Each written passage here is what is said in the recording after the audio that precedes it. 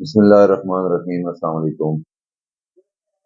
America America America, हर काम के पीछे अमेरिका, अच्छा हो बुरा हो, हर बंदी की ज़बान पर हर मुल्क जो है वो अपने किसी नाकामी कामयाबी के पीछे अमेरिका को जो है ना वो जिक्र होता है। इस वीडियो में हम डिस्कस करेंगे कि ये अमेरिका क्या है, अमेरिका दुनिया को कैसे कंट्रोल करती है, दुनिया के ममालिक को वो कैसा अपना जो है ना वो मुसल्लत करवाती है। तो इस वीडियो में हम ये डिस्कस करेंगे। वीडियो स्टार्ट करने से पहले मेरी आपसे रिक्वेस्ट है कि आप इस वीडियो को आखिर तक वॉच करें, लाइक करें और चैनल को सब्सक्राइब करें। दोस्तों, अमेरिका आपको पता है कि दुनिया में एक ताऊत है, एक बहुत बड़ी सुपर पावर के साथ वो एक फितना है। फितना इन दैट सेंस कि वो किसी भी दुनिया के मुल्क के अंदर स्टेबिलिटी नहीं चाहता कि वो मुल्क जो है ना वो स्टेबल हो, वो तरक्की करे। अब सवाल ये है कि ये एक मुल्क पूरी दुनिया में कैसे निज़ाम चलाता है और स्पेशली मुस्लिम कंट्रीज के अंदर वो कैसे कंट्रोल करता है, कैसे वो अपनी हकमियत को मुसल्लत करवाता है। आप जानते हैं कि एक छोटी सी छोटी ऑर्गेनाइजेशन भी जो होती है वो उसका एक हायरार्की चार्ट होता है, एक ऑर्गेनाइजेशन चार्ट होता है और एक एजेंडा उसको वो दे देते हैं कि इस एजेंडे के अंदर इस कंपनी का बेसिक जो है ना वो स्कोप ये है और इस स्कोप को मुख्तलिफ डिपार्टमेंट के ज़रिए, मुख्तलिफ अपनी हायरार्की के ज़रिए उसको वो इम्प्लीमेंट करवा के अपने गोल हासिल करते हैं।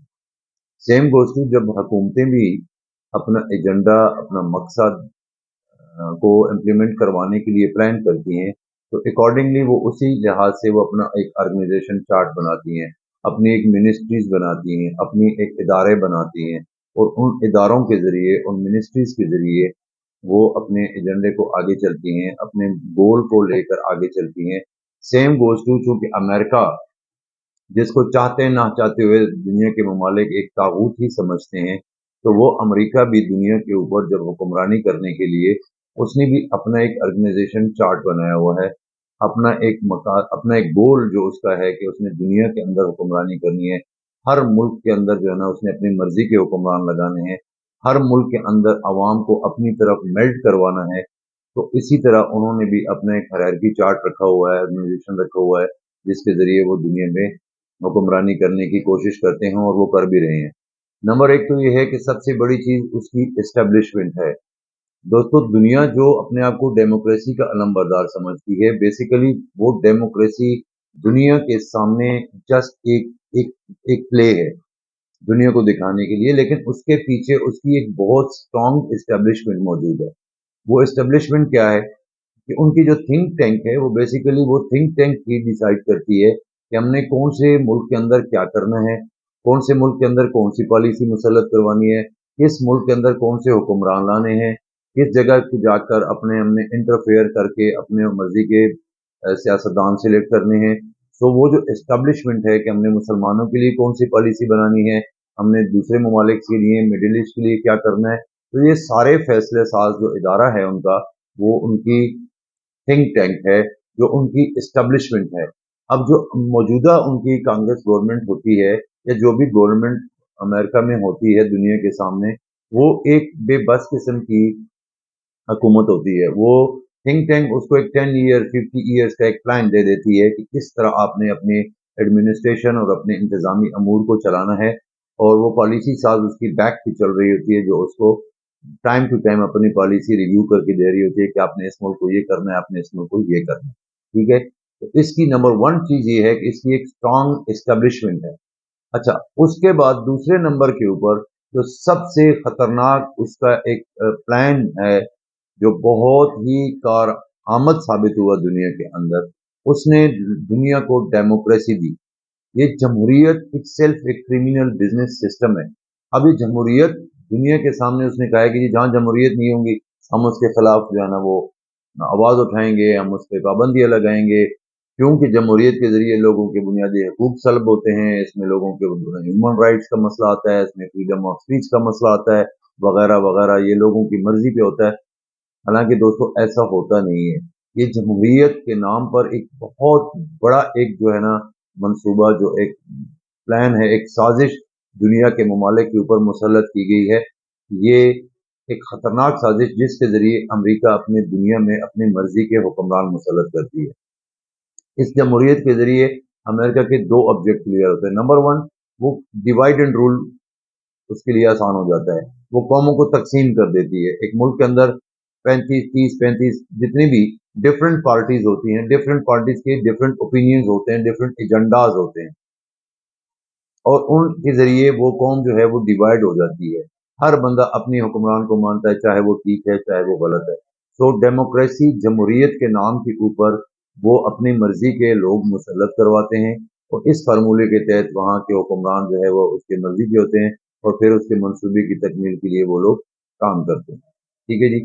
تیسرے نمبر پر وہ کیا کرتی ہے کہ جب جمہوریت کے ذریعے وہ اپنی مرضی کے حکمران مسلط کرا لیتی ہے، تو ان مسلط حکمرانوں کو کاؤنٹر کرنے کے لیے، ان کو مزید جو ہے نا اپنے کنٹرول میں کرنے کے لیے، وہاں کی عدلیہ، وہاں کی فوج، وہاں کی پولیس تھانے اور میڈیا کو وہ استعمال کرتی ہے، اس کو کنٹرول کرتی ہے۔ کسی بھی ملک میں جب وہ حکومت بن جاتی ہے تو اس کے آگے اس کو کاؤنٹر کرنے کے لیے لیفٹ رائٹ میں وہ فیلڈنگ لگا لیتی ہے، فوج میں لوگ خرید لیتے ہیں۔ میڈیا کو بہت زیادہ اہم رول ہے اپنی کسی بھی حکومت کو یا کسی بھی سپر پاور کو اپنے ایجنڈے کو لوگوں کے ذہنوں میں بٹھانے کے لیے، لوگ قوموں کو تباہ کرنے کے لیے، قوموں کو تیار کرنے کے لیے جو ذہن سازی نیشنز کی ہوتی ہے وہ میڈیا کے ذریعے ہوتی ہے۔ تو امریکہ کیا کرتی ہے کہ جمہوریت کے ذریعے اپنی مرضی کی حکومتوں کو تشکیل دینے کے بعد پھر وہاں کی عدلیہ کو یوز کرتی ہے، جہاں پہ اس کو سمجھ آتی ہے کہ یہاں تھوڑی سی میری جو ہے نا وہ ریٹ لوز ہو رہی ہے، تو وہاں عدلیہ کو وہ ایکٹیویٹ کرا دیتی ہے۔ کہیں سمجھتی ہے کہ نہیں، ابھی میرا یہ والا پلان اس حکومت کے ذریعے کمپلیٹ ہو گیا، اب میں نے ایک نیکسٹ پلان ایگزیکیوٹ کروانا ہے اس خطہ میں، اس ملک کے اندر، تو پھر وہ فوج کو ایکٹیویٹ کروا لیتی ہے، اور وہاں پہ temporary for the being time جب تک اس کا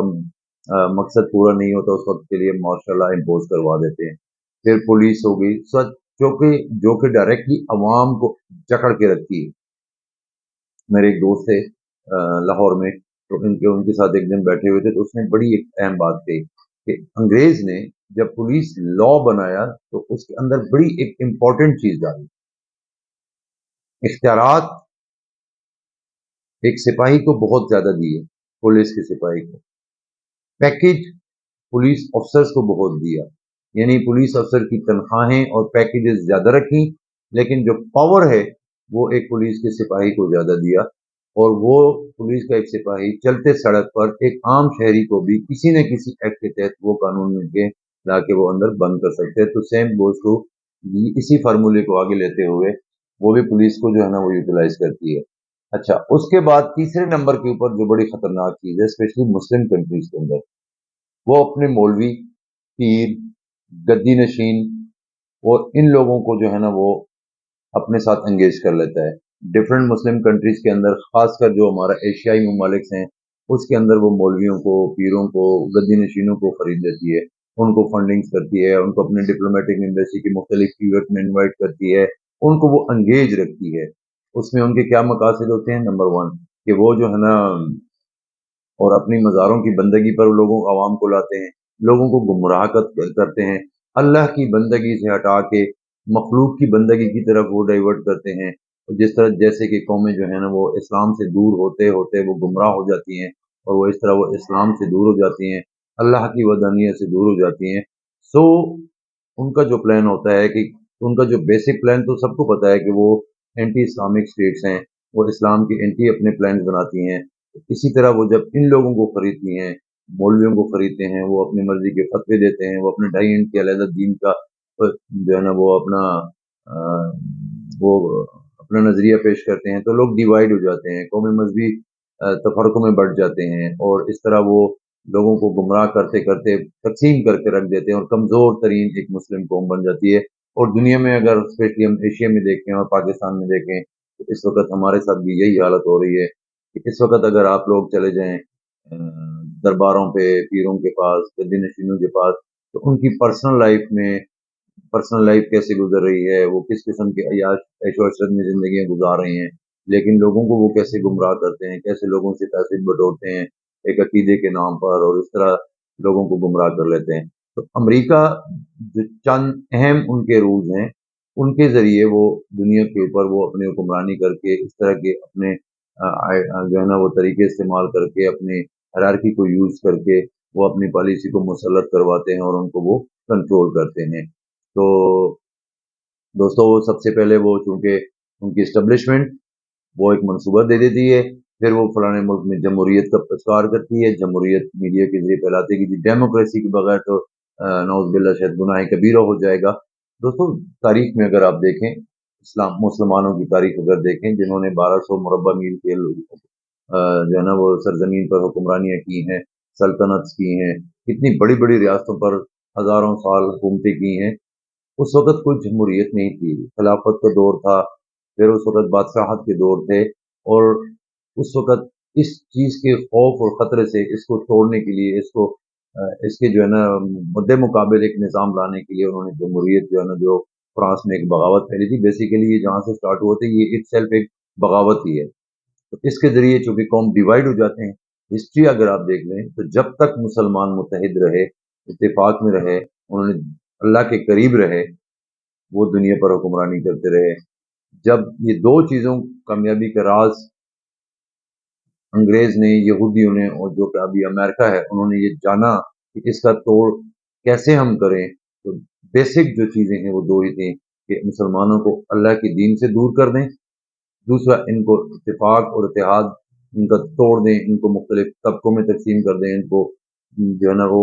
बँट कर जब ये तकसीम होंगे, टुकड़ों में बँटेंगे, ये कमज़ोर हो जाएँगे और इस तरह हमारे लिए बड़ा आसानी होगा कि हम इनके ऊपर हुक्मरानी करें। तो सेम गोज़ टू इन्हीं पॉलिसियों पर चलते हुए, इन्हीं एसओपीज़ के ऊपर चलते हुए इस वक़्त वो दुनिया के ऊपर हुक्मरानी कर रहे हैं। तो अल्लाह ताला से दुआ है कि अल्लाह ताला हमें अल्लाह ताला के दीन के मुताबिक चलने की ज़िंदगी तौफ़ीक अता फ़रमाए।